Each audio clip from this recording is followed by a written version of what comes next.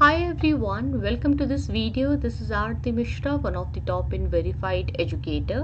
In this session हम discuss करेंगे अलग अलग प्रकार के लैंड रेवेन्यू सिस्टम को जो कि ब्रिटिश इंडिया में फॉलो किए जाते थे। जैसा कि आप जानते हैं कि हम क्लास 8th की एनसीईआरटी को डिस्कस कर रहे हैं थ्रू एमसीक्यू। इसके बहुत सारे क्वेश्चंस हम लोग ऑलरेडी डिस्कस कर चुके हैं। हमने 2 से 3 चैप्टर्स कंप्लीट कर लिए हैं। इफ़ यू हैवंट वॉच्ड, आप प्लेलिस्ट में उसको देख सकते हो। प्लेलिस्ट में पुराने वीडियोस अपडेटेड हैं, आप उन्हें देखिए।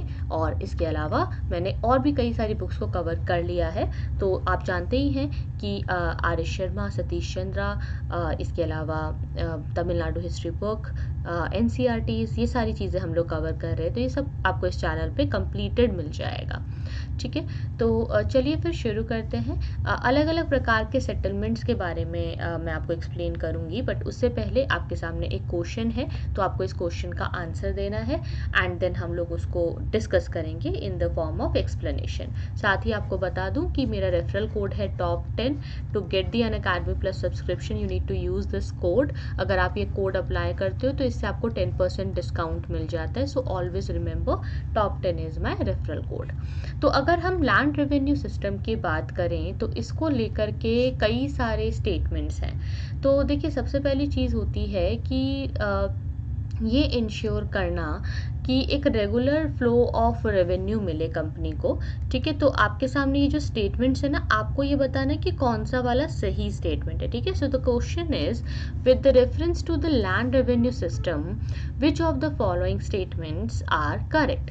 First is to ensure a regular flow of revenue into the company's coffers, यानी कि कंपनी के अकाउंट में एक रेगुलर सोर्स ऑफ रेवेन्यू रहे। At the same time encourage the zamindars to invest in improving the land, permanent settlement was introduced, ताकि एक तरफ company को भी रेवेन्यू आए और ज़मींदार को इन्वेस्ट करने के लिए, इम्प्रूव करने के लिए इंकरेजमेंट मिले कि वो जो है परमानेंट सेटलमेंट के अंतर्गत रहेगा और लैंड को इम्प्रूव करेगा। दूसरी चीज़ थी कि under Mahalwari system charge of collecting the revenue and paying it to the company was given to a village headman rather than the zamindar, यानी कि ज़मींदार की जगह पे विलेज हेडमैन को चूज़ किया जाता था ताकि वो जो है रेवेन्यू कलेक्शन करवाए, और महालवारी सिस्टम में ये चार्ज उसको दिया गया था। Third is under the ryotwari system government deals directly with the peasants. ठीक है, तो रैयतवारी सिस्टम में क्या होता है, गवर्नमेंट डायरेक्टली पीजेंट से डील करती है, रैयत से, ठीक है, किसानों से डील करती है for the revenue collection and it was introduced by Sir Thomas Munro in 1820। तो आपके सामने ये 3 स्टेटमेंट्स हैं, आपको बताना है कौन सा वाला करेक्ट कोड है, A, B, C या D। तो the right answer is D। D क्यों? D का मतलब हुआ कि तीनों ही करेक्ट है, 1, 2 एंड 3। अब मैं आपको ये एक्सप्लेन करती हूँ कैसे। देखिए, 3 प्रकार के सिस्टम थे। परमानेंट सेटलमेंट में प्राइस फिक्स था, जमींदार इन्वॉल्व थे। दूसरे महालवार सिस्टम, महालवार यानी कि महालवार मतलब जो गांव का मुखिया होता है, हेडमैन होता है, वो इन्वॉल्व है। और रैयतवारी, रैयत का क्या मतलब होता है, हमेशा पता होना चाहिए। रैयत का मतलब होता है किसान। ठीक है, फार्मर, फार्मर को रैयत कहते हैं। तो अब इसका एक्सप्लेनेशन हम लोग देख लेते हैं। देखिए, जैसा कि आप जानते हैं कि जो ट्रीटी ऑफ इलाहाबाद है वो साइन हुई थी 12 अगस्त को 1765 में।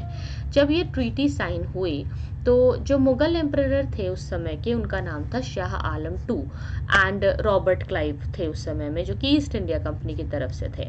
तो जब ये ट्रीटी साइन हुई तो इससे क्या हुआ कि नवाब जो बंगाल के थे और मुगल एम्पायर के जो एम्परर थे वो सब लोग हार गए और रॉबर्ट क्लाइव जीत गए थे। तो ये जो बैटल ऑफ बक्सर थी ये बड़ी डिसीसिव रही, 1764 की ये बैटल। अब हुआ ये कि अग्रीमेंट में कहा गया था कि शाह आलम को ईस्ट इंडिया कंपनी को दीवानी राइट्स देने होंगे। दीवानी राइट्स का मतलब होता है रेवेन्यू राइट्स, सिविल राइट्स। तो अब इनके पास सारा टैक्स कलेक्शन का राइट हो गया। जब ये लोग टैक्स कलेक्शन करने लग गए तो इनको फील हुआ कि इसमें बहुत सारे इंप्रूवमेंट्स की ज़रूरत है। तो अब एम्परर के बिहाफ में ईस्ट इंडिया कंपनी है जो टैक्स कलेक्शन कर रही है, और ये कर रही है फ्रॉम द ईस्टर्न प्रोविंसेस जैसे कि बंगाल, बिहार और उड़ीसा से। बट कंपनी टैक्स कलेक्शन तो कर रही थी, लेकिन कंपनी ने अपने आप को कभी भी एडमिनिस्ट्रेटर के रूप में नहीं देखा। ये नहीं सोचा कि मैं प्रशासन को सुधारूं। कंपनी ने हमेशा अपने आप को एक ट्रेडर की तरह देखा, प्रॉफिट मोटिव से ही काम किया। जो भी ये लोग करते थे हमेशा हमेशा सिर्फ प्रॉफिट मोटिव से ही करते थे और ज़्यादा से ज़्यादा रेवेन्यू इनकम को चाहते थे। तो अब ये जो है ये चाहते थे कि कैसे हमें जो है एक रेगुलर सिस्टम मिले, ज़्यादा से ज़्यादा हम लोग जो है रेवेन्यू कलेक्ट करें और ज़्यादा से ज़्यादा हमारे पास जो है एक तरीके से हमेशा पैसा आता रहे। तो इसके लिए ये कर रहे चाहते थे, लेकिन ये कोई ना रेगुलर सिस्टम नहीं लाना चाहते थे असेसमेंट और कलेक्शन का, क्योंकि ईस्ट इंडिया कंपनी बहुत सारी चीज़ों को लेकर के चेंजेस करती रहती थी। इट वॉज अ कंपनी, तो ये प्रॉफिट के बेसिस पे काम करती थी। तो इनको लगा कि ऐसा है कि बंगाल की इकोनॉमी तो बहुत ही क्लियर है, यहाँ पे क्राइसिस तो हो ही रहा है, तो चलो एक काम करते हैं, यहाँ पे प्रोडक्शन को देख रहे हैं कि डिक्लाइन हो रहा है और एग्रीकल्चर कल्टीवेशन जो है वो कोलैप्स हो रहा है, तो चलो एग्रीकल्चर में लैंड की इम्प्रूवमेंट करने के लिए एक तरीका निकालते हैं। हम जमींदार को ना एक तरीके से एक इंसेंटिव प्रोग्राम में जोड़ते हैं कि वो सबसे ऊपर ब्रिटिशर्स हैं, ब्रिटिशर्स के नीचे ज़मींदार है और ज़मींदार के पास बहुत सारे फार्मर्स हैं जो काम कर रहे हैं। तो ब्रिटिशर्स ने जैसे बोला कि भाई मुझे 100 रुपये रेवेन्यू ला के दो, तो ज़मींदार जो है इस फार्मर से पैसा लेगा। अब ये फार्मर से हो सकता है कि 100 की जगह 200 रुपये ले ले, ठीक है, ज़मींदार जो है 100 रुपये अपने पास ही रख ले बीच में, ठीक है। तो इसने फार्मर से लिए 200 रुपये, पर ब्रिटिशर्स को सिर्फ 100 रुपये दिए, तो बीच का जितना भी पैसा है वो ज़मींदार का रह गया। तो ज़मींदार के पास एक्स्ट्रा पैसा है, ज़मींदार एक मिडल मैन है, अब वो इस एक्स्ट्रा पैसे को किस चीज़ में यूज़ करेगा, वो ज़मीन को इम्प्रूव करने में यूज़ करेगा, वो सॉइल इम्प्रूव करेगा, वो फर्टिलिटी इंक्रीज करने में उस पैसे को लगाएगा और किसानों को हेल्प करेगा कि वो ज़्यादा से ज़्यादा और ज़्यादा ग्रोथ करें। बट एक्चुअली में ज़मींदार ये कर नहीं रहा है, ज़मींदार क्या कर रहा है, उल्टा, वो ज़्यादा से ज़्यादा पैसा किसान से लेने के चक्कर में तो है, बट ज़रा भी इन्वेस्टमेंट वो सॉइल इम्प्रूवमेंट के लिए नहीं कर रहा। सॉइल के रिक्लेमेशन प्रोसेस के लिए जो इम्प्रूवमेंट की ज़रूरत होती है वो ज़मींदार नहीं कर रहा है। तो इससे क्या हुआ कि ज़मीन की हालत ख़राब हो रही है, पैदावार ख़राब हो रही है, किसान की हालत और गिरती चली जा रही है, किसान के ऊपर बोझ बढ़ता जा रहा है और जो किसान है वो एक डेट ट्रैप में फंस गया है। तो ये प्रॉब्लम हो रही थी। Most of the company officials जो थे, इनको ये फील हुआ कि जो इन्वेस्टमेंट है लैंड में वो हमें जो है इनकरेज करना चाहिए एंड एग्रीकल्चर में, और ये इम्प्रूव करने की ज़रूरत है, ये इंश्योर करने की ज़रूरत है कि एक रेगुलर फ्लो ऑफ रेवेन्यू जो है वो बना रहे। तो इसके लिए उन्होंने सोचा कि ज़मींदार जो है उसको अगर लगेगा कि मैं ज़्यादा पैसे एक्सट्रैक्ट कर सकता हूँ तो वो ज़्यादा पैसे लेने के चक्कर में सॉइल इम्प्रूवमेंट करेगा। बट इन रियलिटी ज़मींदार ऐसा कर नहीं रहा है, क्योंकि लैंड जो होता है परमानेंट सेटलमेंट के अंदर जो इंट्रोड्यूस हुआ उसमें रेवेन्यू तो फिक्स हो गया है, बट उसके ऊपर से ज़मींदार जितना चाहे कमा सकता है, ज़मींदार के पास बहुत ज़्यादा अपॉर्चुनिटीज़ है। दूसरी तरफ जो रैयत वारी सिस्टम है साउथ इंडिया में लाया था, क्योंकि साउथ में क्या होता है ना, कोई ज़मींदार वाला चक्कर नहीं है, वहाँ पे किसान ही अपनी ज़मीन का मालिक होता था। तो इसे सर थॉमस मुनरो ने 1820 में इंट्रोड्यूस किया। अब इस सिस्टम में होता क्या है कि एक स्मॉल स्केल पर पहले हमने इसको इम्प्लीमेंट करके देखा था कि भाई ये कितना काम करता है। तो कैप्टन अलेक्जेंडर रीड थे जिन्होंने इसको जो है पहले तो स्मॉल स्केल पर इंट्रोड्यूस किया, बट इन्होंने देखा कि ये जो है ये बहुत अच्छा वर्क कर रहा है और इसको बढ़ाया जा सकता है। तो इन्होंने बारामहल डिस्ट्रिक्ट जो है ना वहाँ पे किया था और दूसरे कर्नाटक रीजन के इलाकों में किया था। इनको लगा कि ये बहुत अच्छा है। तो जब ये इलाके इन्होंने जीते थे ना टीपू सुल्तान को हराने के बाद, तो इन इलाकों पे इन्होंने ट्रायल किया था, ट्रायल अच्छा रहा, इनको लगा कि ये सिस्टम तो बढ़िया है, इसको और भी फैलाना चाहिए, पूरे साउथ इंडिया में लगाना चाहिए। तो पूरे साउथ इंडिया में इन्होंने यही शुरू कर दिया। यहाँ पे गवर्नमेंट सीधा रैयत से डील कर रही है, सीधा किसानों से पैसा ले रही है और पीजेंट्स को ये फ्रीडम है कि भैया तुम अपना लैंड में जो चाहे कल्टीवेशन करो, आराम से उगाओ, बस टाइम पे पैसा देते रहो।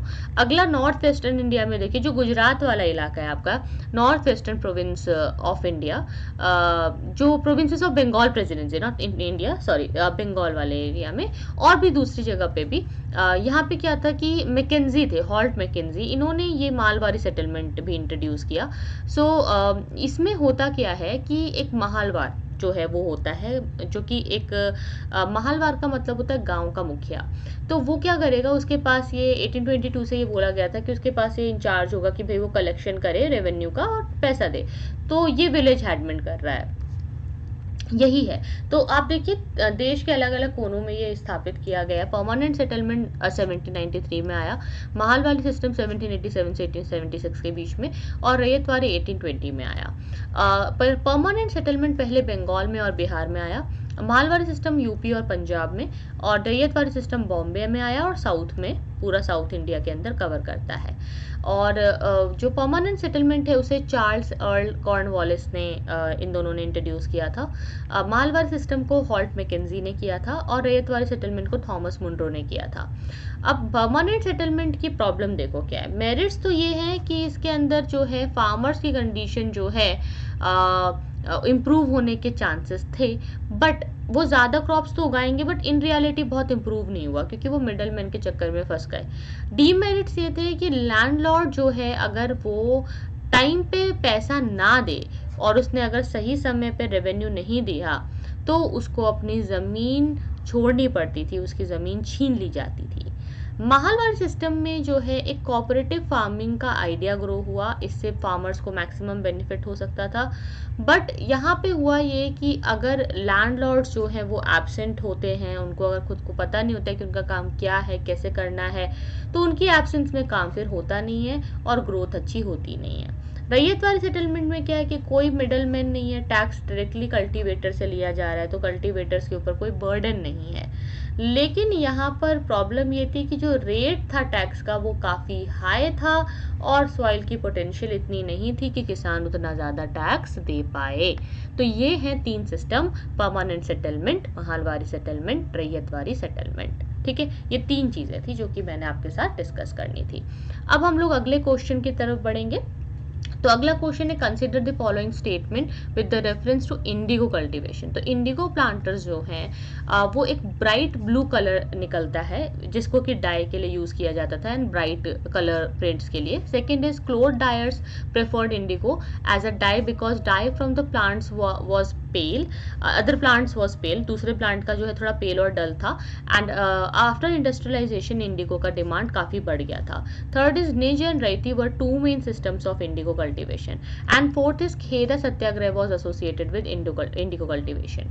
तो आपको बताना इन चारों में से कौन सा ऑप्शन सही है। आपको इस वीडियो को पॉज करना है, ठीक है, pause this video, read the question properly and then tell me the answer in the comment section. ठीक है, इस तरीके से you need to tell me the answer. One more new thing I wanted to tell you guys is I'm starting a new series through the special classes on Unacademy Plus. Unacademy की ये free classes रहेंगी। ये classes का जो timing है वो daily होगा 1 PM। ठीक है, ये 1 घंटे की क्लास होगी और ये क्लास आपको डेली मिलेगी। ये एक 5 दिन का नया क्रैश कोर्स है। ठीक है, 5 डेज का ये एक न्यू क्रैश कोर्स है। इस क्रैश कोर्स के ज़रिए हम बहुत ही इम्पॉर्टेंट यूपीएससी के टॉपिक्स को कवर करेंगे और काफ़ी सारे नए नए ट्रिक्स और नए नए तरीक़ों से हम जो है यूपीएससी को क्रैक करने की स्ट्रैटेजीज़ को डिस्कस करेंगे। तो डेली अब आप मुझसे 1 बजे मिल सकते हैं 1 घंटे के लिए। अगर आप इस क्लास को ज्वाइन करना चाहते हैं तो आपको सिर्फ मुझे अनअकैडमी पे फॉलो करना है। मेरा नाम है आरती मिश्रा। आप मुझे जब सर्च करेंगे तो स्पेलिंग का ध्यान रखिएगा, AA आरती मिश्रा, और आप सर्च कीजिए मुझे एंड फॉलो कीजिए। इससे जब भी मैं लाइव आऊँगी तो आपको नोटिफिकेशन मिलेगा और आपको मेरे अपकमिंग बैचेस दिखेंगे। बस आपको हमारे सारे अपकमिंग बैचेस में एनरोल कर लेना है ताकि मैं जैसे बैच स्टार्ट करूँ तो आपको अपने आप ही नोटिफिकेशन आ जाए। ये बिल्कुल फ्री क्लास रहेगी। ठीक है, बाकी अगर आपको कोई और प्रॉब्लम है, अगर मान लो आपने सब्सक्रिप्शन लेना है लेकिन इससे पहले अगर आप कोई डाउट्स पूछना चाहते हो, कोई दिक्कत है, कॉन्टैक्ट करना चाहते हो तो टॉप 10 का रेफरल कोड यूज़ करके कॉन्टैक्ट कर सकते हो। ये जो है रेफरल कोड है एंड इसके अलावा आप टेलीग्राम पे भी कॉन्टैक्ट कर सकते हो। टेलीग्राम चैनल का नाम है NCERT आरती मिश्रा। ठीक है, NCERT आरती मिश्रा के नाम से सर्च कर सकते हो आप, आपको इस नाम से टेलीग्राम चैनल मिल जाएगा। ठीक है, तो आज के लिए इतना ही गाइस। ये जो पर्टिकुलर क्वेश्चन है इसका राइट आंसर क्या होगा वो मैं आपको नेक्स्ट वीडियो में बताऊंगी। I will tell you that in the next video. So I will see you guys again in the next class. आज के लिए इतना ही। See you then, take care, bye bye. And guys one more thing is, ये जो हमारी book है ना, ये क्लास 8 की NCERT में से लिया हुआ है। There are 2 books in this class 8 NCERT, 2 books हैं। ठीक है, तो पहले अभी हम लोग ये जो एक बुक है, ये फर्स्ट बुक है, कवर कर लेंगे, उसके बाद दूसरी भी कवर करेंगे एंड ये प्लेलिस्ट में इसकी सारी वीडियोस मैं अपलोड कर देती हूँ। ठीक है, प्लेलिस्ट को आप चेक कर लेना।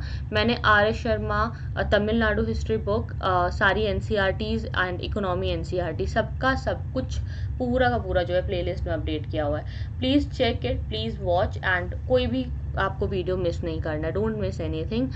बहुत ही अच्छे से हमने एक तरीके से सारे कोर्सेज आपके लिए बनाए हैं और ये बहुत हेल्पफुल होंगे आपके लिए। तो आज के लिए इतना ही। Thank you so much for watching. See you then, take care, bye bye.